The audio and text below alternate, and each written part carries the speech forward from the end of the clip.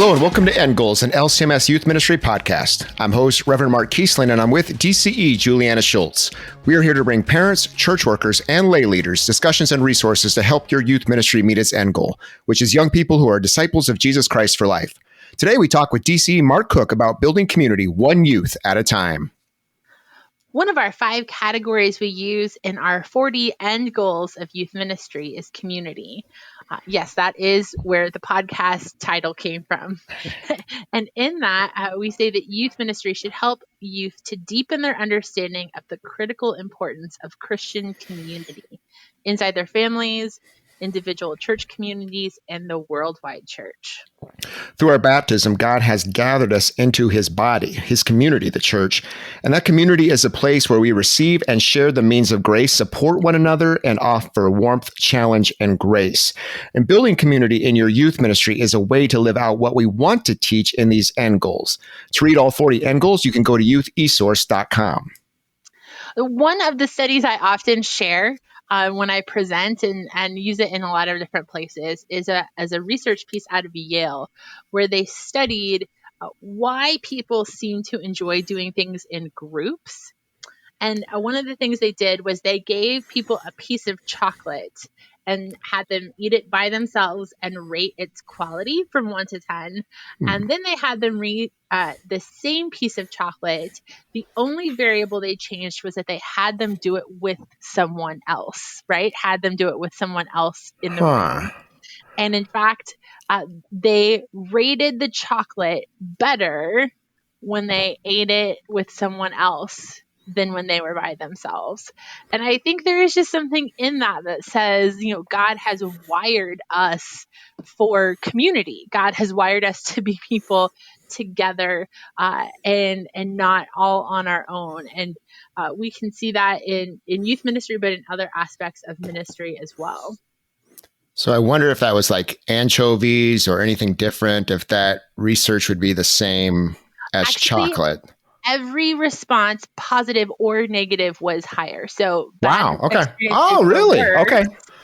Better experiences were better. Okay. All right. We get more out of an experience because we're with people. And that definitely does not surprise me as having that kind of interaction for a wonderful experience like that. So interesting to see that. All right. Well, to dig into this topic, we are going to talk with DCE Mark Cook about his chapter in Connected for Life about developing community one person at a time. Mark Cook is a graduate of Concordia, Nebraska, and is in his 12th year serving as DCE at Trinity Lutheran Church in Rochester, Minnesota. He serves mainly in the areas of youth ministry, confirmation, and children's ministry.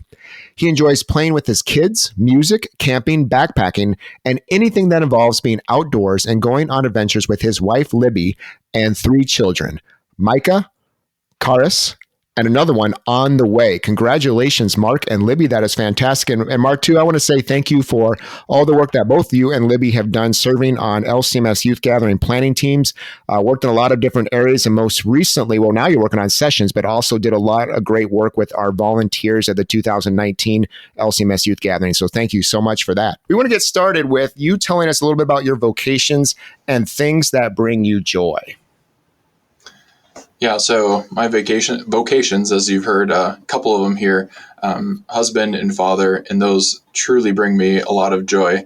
I have an amazing wife, Libby. She's a Lutheran school teacher and mom right now too, and we're joyously expecting our 3rd one here in August, and just love spending time with my kids, Micah and Karis.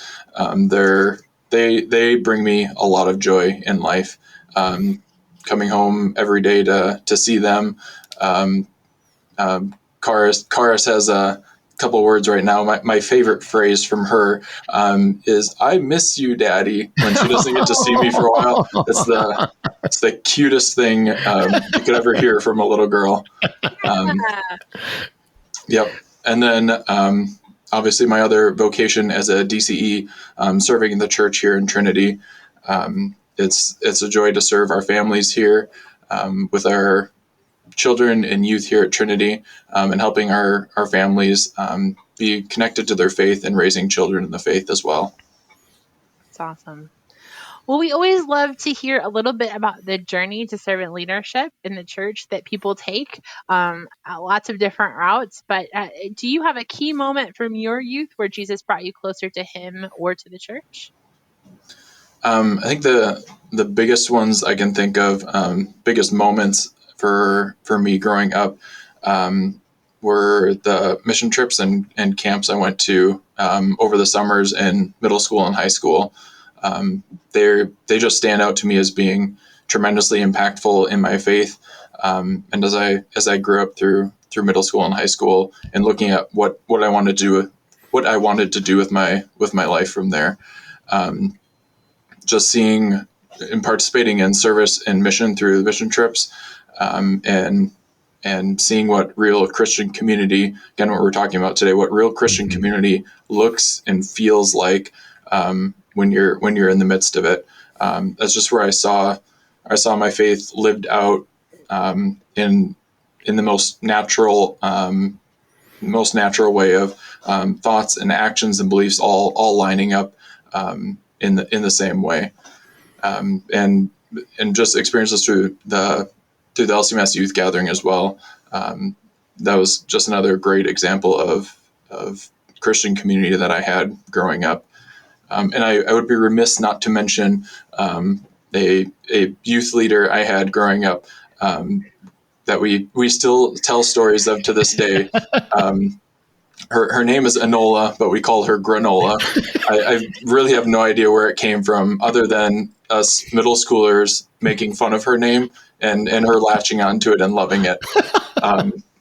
And so we would just always call her Granola and make fun of her. She wasn't that old, but we'd kind of pick on her for her age. Like when we'd go to wherever for youth trips, hey Granola, can you get the senior discount here? And she loved it. She just laughed with us and thought it was the greatest thing. But she would come to sporting events that I had. She'd keep track of all of us kids. She was my small group leader through confirmation. And she was an amazing Christian woman and volunteer at our church. And anytime I go back to my home church and see her, I go up and give her a big hug. She was a person who showed me servant leadership in the church and community as well. That's awesome. We've loved the stories we've gotten to hear. And I think a lot of things you have said are other connections we have between that opportunity to serve and to lead, to understand that community, to maybe be stretched in our understanding of our vocations, how God had gifted us, and then those relationships, those people who have invested in us, and how the Holy Spirit used them. So thankful for people in your life and for the ministry you're doing too. And so we are going to turn to that topic about community. And we've talked about a lot of different aspects of youth ministry on the podcast, whether it's looking at the Connected for Life chapters or other areas too. And we really wanted to have you on to talk about this concept of Christian community that you wrote about, and why maybe can you speak in particular that is important for youth ministry, understanding and living in that Christian community for young people? It's super important, and especially for our youth today. One, it's a gift given to the church, and it's a blessing given by God to the church. It's not just community; it's Christian community. These kids can have community on their basketball team. They have community in their friend group. They can have community in lots of different places. But there's something fundamentally different about Christian community, and that part is a gift given by God. We can't just form that out of our own, out of the own things we do. That's something given to us when we worship together, pray together, commune together, study together, serve together. These things are gifts for us. But why is it so important for youth ministry? It's not something. Not something our youth get outside in the world. They don't receive these other things you've talked about in the 7 practices. They may not be receiving grace and forgiveness in the world. they do receive it here in the church in our Christian community. The warmth, challenge, and grace part of that. That's just so foundational to them. The identity that they're developing, they're understanding their baptismal faith and developing a resilient identity. Those things are key in our faith and growing up, and those are found only in Christian community in the church, and grown and fostered through those things. And that's why I think it's so important that their community is here in the church, and they know this is their family here. And in the chapter, you talk a little bit about some things that might keep youth from community building in their church, Christian community building. What are some barriers to that you've seen either in your own ministry or just in general in this generation?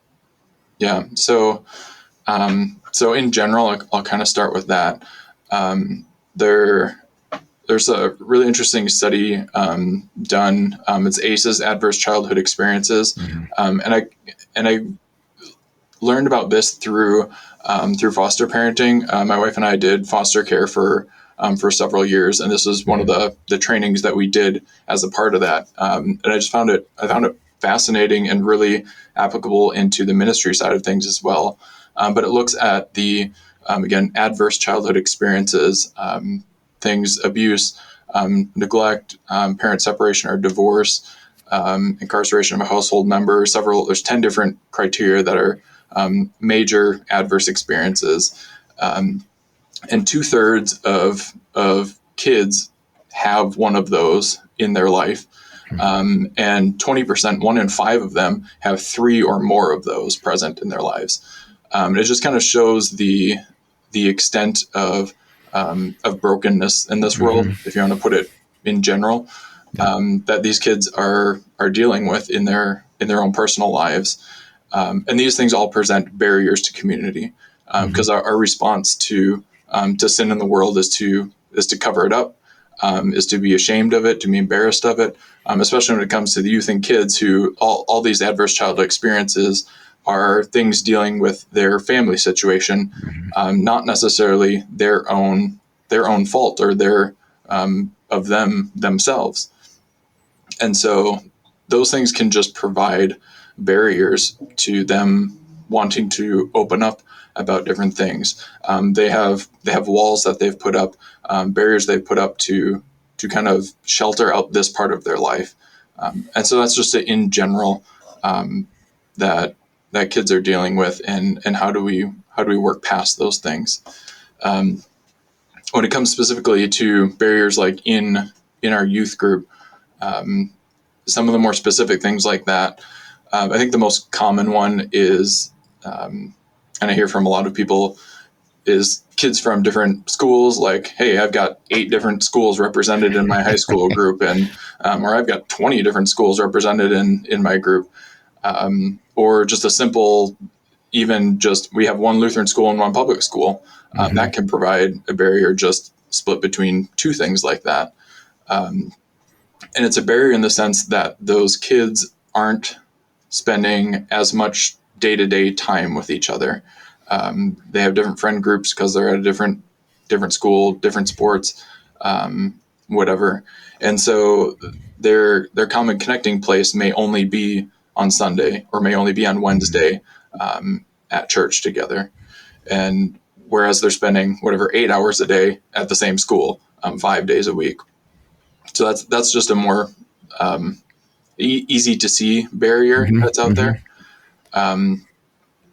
The other barriers are in my own personal ministry experience, just your regular conflicts that come up amongst kids. The kids who just say stupid things at the wrong time, and hurts another kid's feelings, whether it's intentional or not intentional. The gossip that can happen, and hurt feelings through that. Those barriers, they can add up. Those ones are kind of additive things where they can, if they keep progressing, you can see real rifts in community happening. And those are best dealt with quickly and with our warmth, challenge, and grace, right? Of calling out those things, but offering grace and forgiveness, because the key part of forgiveness is then restoration of community, for forgiving the sin. But then the next step after that is restoration and community and bringing community back together. We saw great things when in those youth ministries, or if it was youth in the larger congregation, to see that restoration happen in relationships. It could have been in their own family. It could have been amongst church members. It could have been with people outside the church. And when they can start to see that in their young years, it's a beautiful thing when we think about that lifetime discipleship. They start to get that. They see those stories. They see the Holy Spirit work through that. And it can be a really beautiful thing. Because like you said, some of those problems you were listening there at the end, they're not going to go away for the adult church either. There's still community issues that they're still dealing with. Yep. And so when they can learn at their young years to deal with gossip, those types of things, people maybe disagree with them, the more that they're able to be, again, those people who reach out with warmth in their adult years as well. And I think you stuck on something too interesting too about that those high school years, I think especially, and maybe even earlier years, are an interesting time, I think, when you think about our development, that you spend so much time with a peer group. And then if you are in a church where you do have multiple school districts, multiple things, about what an opportunity to teach about Christian community and how it's different. These may not be the people you spend all that time with, but yet you still have that special, unique community. So thanks for touching on that. It's kind of a unique thing for ministry, especially youth ministry, to be thinking about. Yeah, certainly. And the other part with forgiveness in the community is it does give the opportunity for a stronger community after forgiveness and grace is shown. Sometimes people are hesitant about approaching conflict in a breakdown in community because they think it will worsen things, or the community will be broken through that. More often than not, and yes, it can, but more often than not, forgiveness and reconciliation brings more growth and deeper community as a result of that. Again, that's a gift of Christian community that we have, is even through sin. God provides forgiveness and can provide growth even after and through that. Well, yeah. And so many young people right now they're still figuring out what it means to be a friend, what it means to be in community. Like they haven't, they're still developing that. And I have definitely seen opportunities when I've maybe as an adult said something and then been very immediate about, like, I need to apologize to you. That was inappropriate. I shouldn't have said that. Or I know I hurt your feelings. Will you forgive me? And I teach them to use that language. Not only that builds their relationship with me, but it helps them go, okay, that's what we do in this place when those things happen. So we talk in the 7 practices about developing supportive adults. Sometimes those supportive adults are wonderful people who allow middle schoolers to call them granola and build these amazing relationships that we get to see. And in your chapter, you talk about how individual youth leaders can start to build relationships with youth.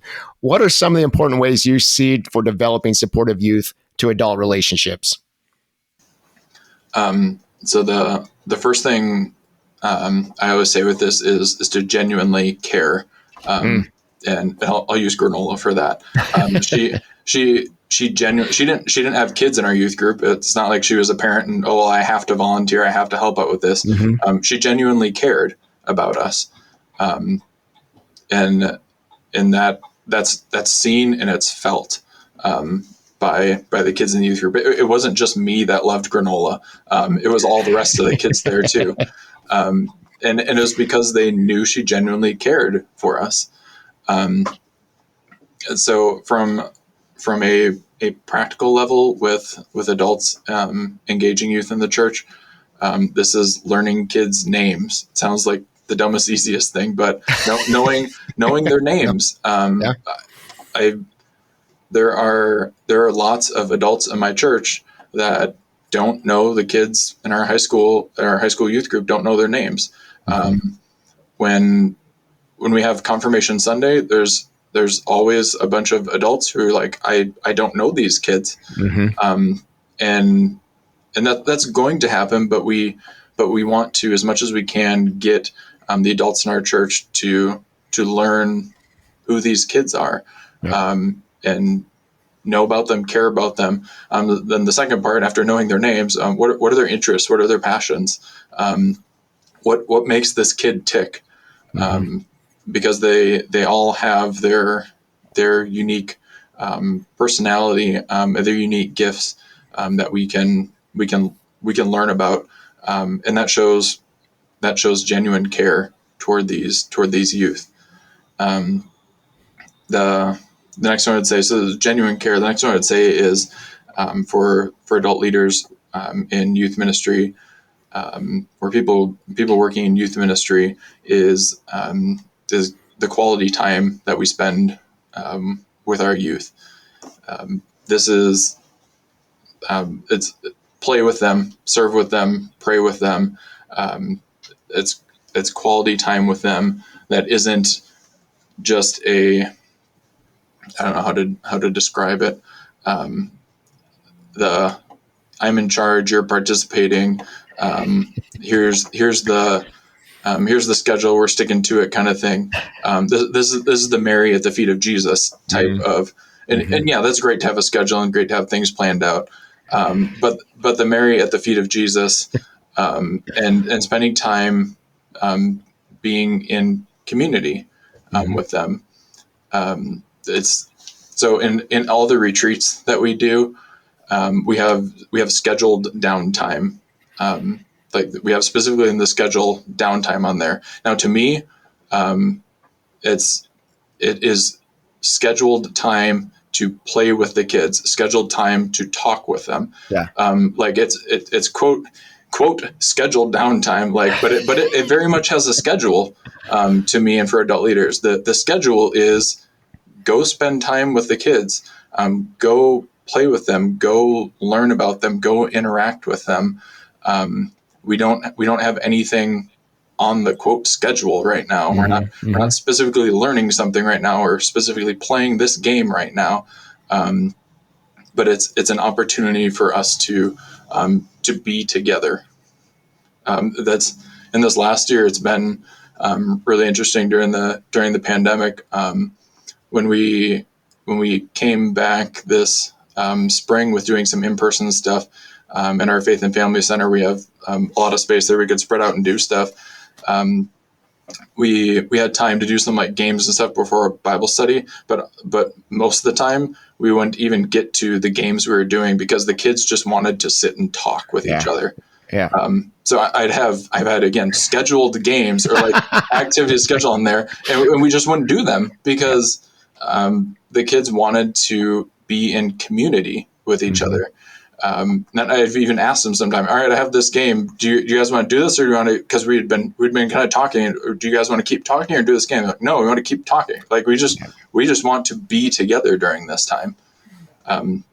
So don't underestimate that as well. It's great to schedule downtime in what you're doing. Well, and often for those young people, they're highly scheduled. There's lots of things going on in their lives.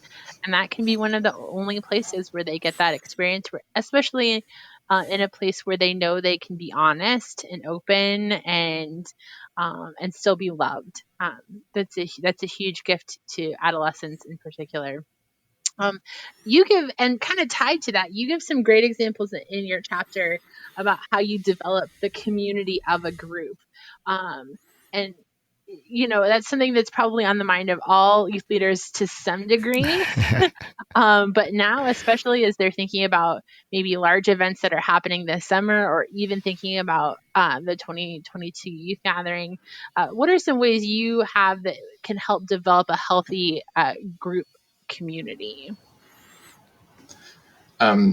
So first off with this, I kind of mentioned before that Christian community is a gift given to the church, and so I don't always like looking at it from the standpoint of we need to create community in our group. There's a really good quote from Bonhoeffer: "We don't create community; we participate in it." He says that in his book Life Together, and that's where we have to start all the time. I don't want to pish posh all the like the psychology and sociology behind group dynamics and stuff like that. There's a place for that, definitely. Yep. But the foundation of Christian community is the gifts God's given to us.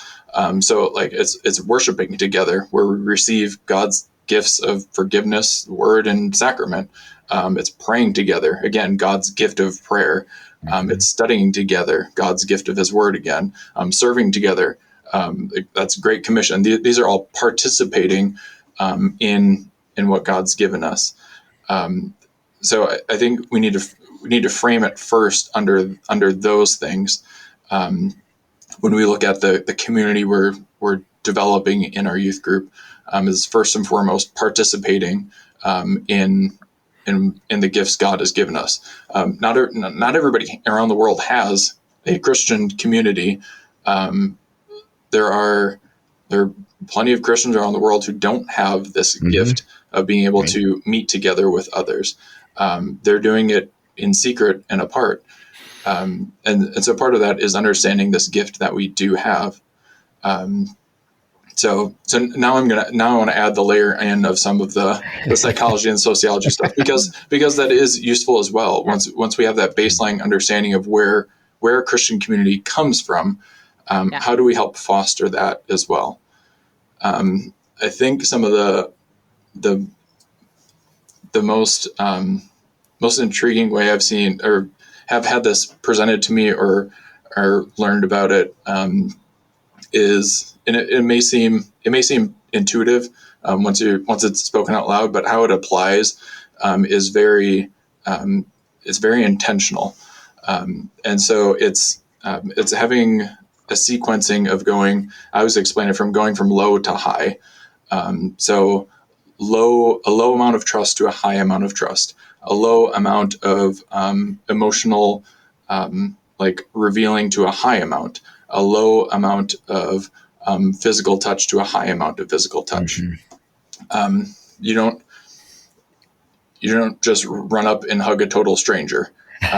You're jumping to high touch, high physical. I mean, some of you are probably huggers out there and are fine with that. You got that free hug sign out. I don't even hug the people I really like. But the same things with our youth group as well. It's going from low to high because again, our youth have different walls or barriers up. Some are higher, some are lower between all of them. But to bring the whole group along together, you need to broach some of these barriers together as a group as well. And so you say, oh, that sounds pretty intuitive, but how do you actually do that in ministry? Because it applies to games that you do, it applies to Bible studies that you do, it really applies to everything that you can do in youth ministry, of starting with lower things and moving toward higher things. When we think about Bible studies, like the questions that we ask start with the easier, less invasive questions. And then later move to some of those that dig deeper. When you're doing games with your youth, don't start with the craziest one where everybody makes a fool of themselves right off the bat. You gotta work up to that for the kids to feel comfortable showing their true colors. When I think back in like going to camp in high school, we do all the crazy camp songs with crazy dancing and action stuff like that. And I mean, I was a pretty cool kid in high school, right? So the first couple of days of camp, I'm like kind of singing along and not moving my hands much above my waist because that would give away some of my coolness, I guess. But then like through the week, you feel more comfortable with the group you're in, and by second last day and last day of camp, you're dancing around like a fool, like everybody else, waving your hands around and being silly and crazy. But there's a build up to that through the week. You've gotten comfortable with these people and sharing a little more about yourself throughout that week of camp. So think of the same way in youth group as well, of moving these kids from a lower emotionally, spiritually, trust, physical type of thing towards some of these deeper things, whether it's games, whether it's a Bible study, whatever it is you're doing. The second thing I'll mention in there too is group initiative courses, or some people call them low ropes courses. Those employ these exact same techniques for doing that. Moving a group from a low state of cohesion to a high state of cohesion, and slowly building up trust within the group, and building up all of these different things. So we do that with our middle school kids. Every fall and spring, for our fall and spring retreats, we do some sort of group initiatives with them to help bring some of that community and help build community and trust within this group. So I really highly recommend that. Yeah, I appreciate we've kind of done some podcasts, like just going through the chapters of the book, talking about like planning things or just even some of the programmatic aspects of teaching, and appreciate you bringing in that layer of community to be thought through as well as you do that, knowing the context of which you're in, whether maybe you're bringing in a younger grade, ninth graders into a high school youth ministry, or you got a new ministry you're kicking in maybe with some young people. That's really helpful to think through that. And I think you said the word trust. I mean, how do you develop that trust through those aspects of ministry is huge. And how important that is for Christian community is I mean, I think you look through scripture, and that's so much of what is written there about as Christians, we learn to trust one another as we trust our Heavenly Father and trust our Lord and Savior Jesus, and then reflect being those trustworthy people to others. So love that layer that you brought in. To close, I want to touch on one other thing you get into the chapter, because I think it's important. And we have lots of congregations who have maybe lay leaders who may be disappointed with the number of youth they have participating in ministry. But we know, and we certainly want to encourage this, that healthy youth ministry doesn't have a size. So how can we shift our focus from quantity to quality in youth ministry? Or how can we help other youth leaders or congregational leaders and others get on board with this thinking? Yeah. For me, I think it's really easy to explain when it comes to community. You don't need a massive amount of people to have community in your group. And in fact, I think it's easier to have community with a smaller group. If you think about just your average youth event, you as a single adult leader, how many kids do you actually think you can touch base with on more than just a surface level at one single event? How many? Honestly, like if it's a couple, like if it's an hour or two thing, a couple, 3, 4, maybe, that you can get beyond just a surface conversation of, oh, how was hockey this week? It's really hard to do with a large group. You need, with large groups, I almost want to take this conversation more. With large groups, it's harder. You need more adult leaders that are more intentional about reaching into these kids' lives, learning about them, because that with just one or two adult leaders, that's not gonna cover the whole group. You're not actually going to get into the lives of some of these kids. So yeah, how do we look at quality over quantity with our community? We look at our youth group and our lives of our youth as a community. If it's one kid there, that's awesome. Like, you get one-on-one time with this kid, and you can discuss anything that is on this kid's heart, anything that they want to, or that's weighing on their heart, any joy they have. That'd be a fantastic opportunity. I would love to have one-on-ones with all of my, and I do. Like, that's one thing our associate pastor and I do at the beginning of our confirmation year in August. We'll go visit every one of our kids in confirmation, like go to their home and visit just with them and their parents. And it's amazing because we get to have some real community time with them. Yeah. So we intentionally put in small youth ministry in here, going with one-on-ones with these kids and their families. So for youth leaders that have small groups out there, embrace that. Like, that's great. You can have this great cohesive little group, and to be quite honest, you can dig deeper with that smaller group in a shorter amount of time. then it takes. A large group takes a lot longer amount of time to get to the same point of cohesiveness, of trust, of being able to emotionally and spiritually put yourself out there than with a smaller group. So I say for youth leaders with smaller groups out there, rock it. Like, you focus in on that community, and your kids will thrive under that. Absolutely. Well, we're so grateful that you were able to be here, and we encourage people to pick up the book and read the full chapter where you get to hear more about granola and also about how we can develop community when you have the time. So, Mark, thank you so much for being here. Yep. Thank you very much. Again, thanks to Mark, and really appreciate both his time today, but also his chapter. It's one of the longer ones in the book, but really full of so much great insight and practical stuff. And I love that talking about community for high schoolers, that they're in that interesting time with kind of peer-to-peer high school relationships, and for that church community to be that opportunity where they understand warmth, challenge, and grace, and for them to see a place where they belong, a place that supports them and cares for them, and how that can be a foundation for them going ahead into beyond high school, but then as adults too, to be those people then that show that love to others, and again, maybe to the generation behind them. It's just a blessing and a great opportunity for young people to come together and understand Christ-centered community. Yeah, I love that that's that he, as he talks about, a gift that we can participate in, and that Christian community is so different than what we experience other places. And while they might feel, become a part of a group someplace else, that Christian community is unique, and also unique in how we handle when sin breaks those relationships, right? Unique in how we navigate that with confession and absolution, and how we navigate crisis together in a way that, like, you can tell young people, well, always adolescents need, but particularly this generation really needs. Yeah.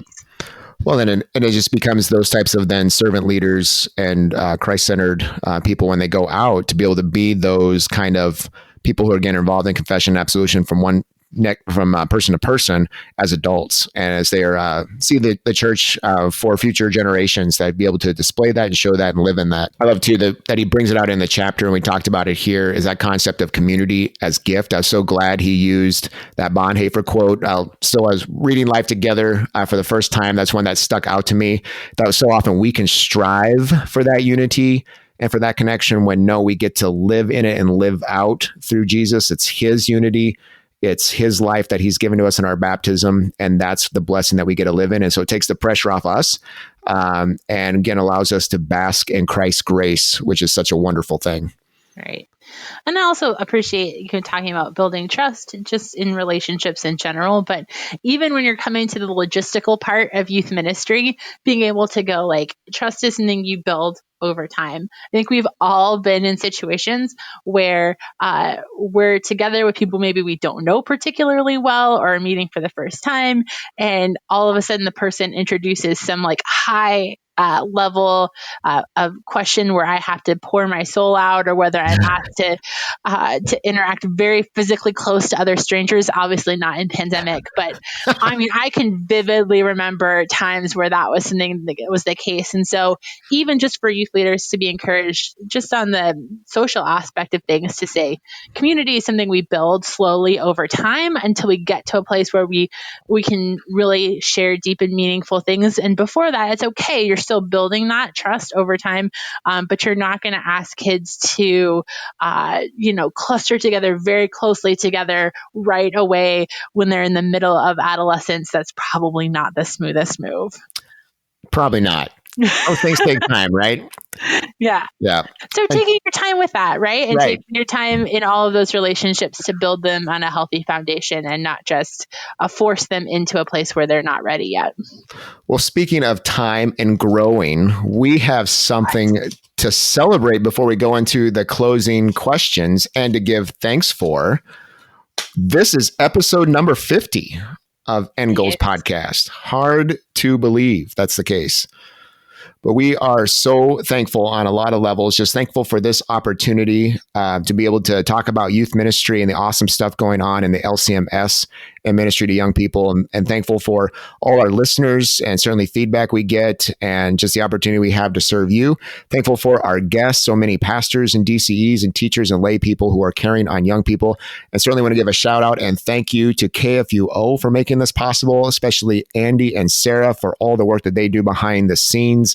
Andy Bates and Sarah Golsteff with their editing and posting and taking such good care of us. We're so thankful, and the encouragement really to do this. They really paved the way for us in so many ways. So we're so thankful to both of them. Yeah. So Juliana, just curious, what is one thing you have learned or specifically appreciated in doing the podcast? Yeah, I think, one of the things that we thought about when we initially had ideas for the podcast were like all of this information that we could share with lay leaders. But the reality is, I feel like I've learned just as much as you guys have. This has been a great learning experience for me and a great opportunity to learn and to hear more from fantastic practitioners, some of whom I didn't know before. So it's an awesome piece. How about you, Mark? Yeah, similar to what you kind of said there, I think hearing the stories, I still think one of my favorite moments is when we get to talk to guests and hear their story. There's maybe out of all the guests we've had, there's maybe one that I kind of knew their path through youth ministry into servant leadership in the church, and like to see the seven practices and other things played out in their lives, from the opportunities they had to serve as a young person, or for where, again, another adult took the time to reach out and get to know them and to invite them into the church or to stay connected that way. And certainly, too, for them to deeper understand Jesus and his love for them. Just love to hear those stories and how the Holy Spirit works through the church, through his word, through sacrament, and through people in that way. So that's just been a beautiful thing to hear that through effective and healthy youth ministry. Well, and thankful for you, Mark. Thankful for all the people that make this podcast possible. We are so grateful to be able to do it. And we hope that you are benefiting from it and that your youth ministry is benefiting from it, that it's helping point you to Christ and help you logistically to learn more about how you can be caring for young people in your church. So some closing questions. As we go into that, how are you finding ways to provide supportive adults for each of your youth? How are you encouraging youth to experience Christian community together in your church? And how are you working to focus on quality and not quantity when it comes to youth ministry? We will continue to keep you in our prayers as you build relationships with young people and their families. And we pray you get to experience the gift of Christian community that has warmth, challenge, and grace through Jesus, and as along with your young people that you serve so well. End Goals Podcast is a production of LCMS Youth Ministry and KFUO Radio. To find out more about LCMS Youth Ministry or to find links to resources mentioned, go to kfuo.org/youth ministry. Thank you for listening and caring for the young people of our church.